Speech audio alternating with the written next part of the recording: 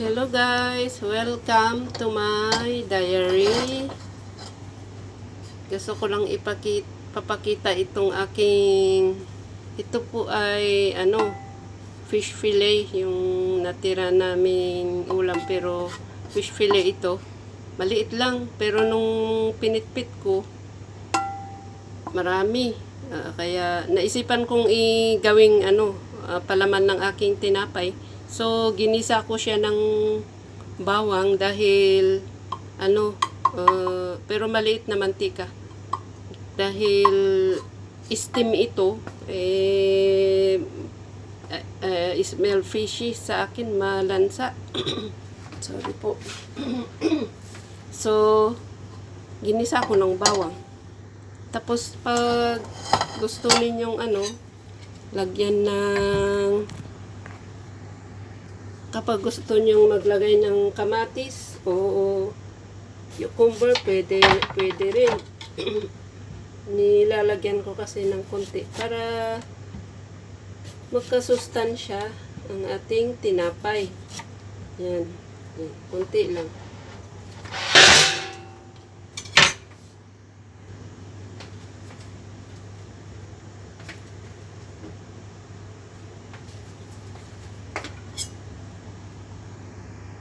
Tapos kapag gusto nyo ang kamatis, maglagay ng kamatis. Lagyan ng kamatis. Ganyan. Depende sa inyo gaano kadami. Pero sa akin gusto ko konti lang dahil di ako masyado ng maasim. Yung sakto lang. Yan. Apat din na manipis. Oops. Yan. Tapos ito, next time ko ulit gagamitin. Tapos ang gagawin ko sa aking salmon ay ganito. Yan.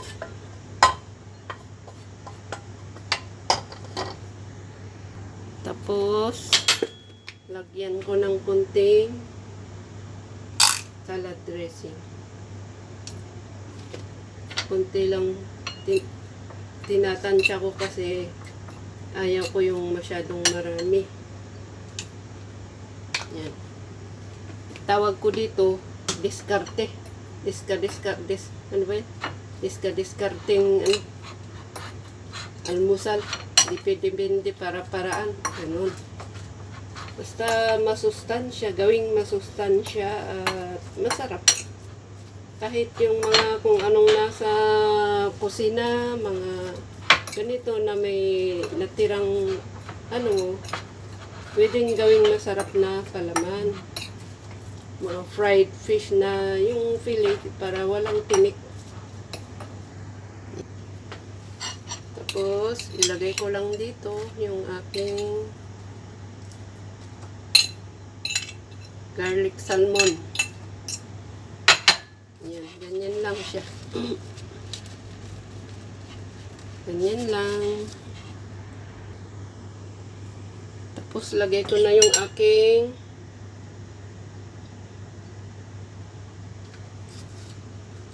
cucumber. Thin sliced cucumber.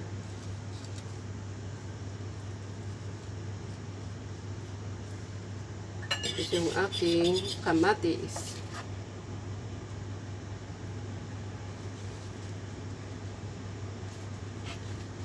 Mas masarap pag ganitong konti lang yung manipis na konti lang. Para hindi magtutubig,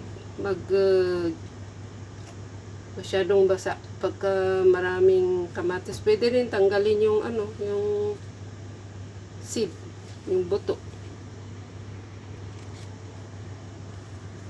Ano ba yun? Ay, ganyan. Ano natin? Ayan. Para hindi maiba yung shape. Iba ba? Bakit baliktad? Ay, ganun pala yun. Pwede rin slice na ganito. Pwede rin triangle. Pero this time, gusto kong slice na ganyan.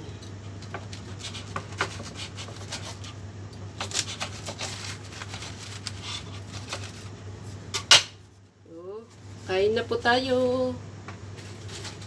Let's eat, guys.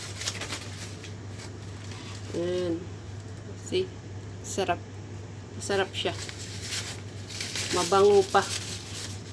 Try natin. Masarap. Mabango yung ano, yung salmon. Dahil may bawang. Salamat, guys. Thank you for watching. Bye-bye. Maraming salamat pala sa mga nanonood at saka magsusubscribe at mga subscribers at mga lahat ng sumusuporta sa aking My Diary. Maraming salamat po. Thank you so much.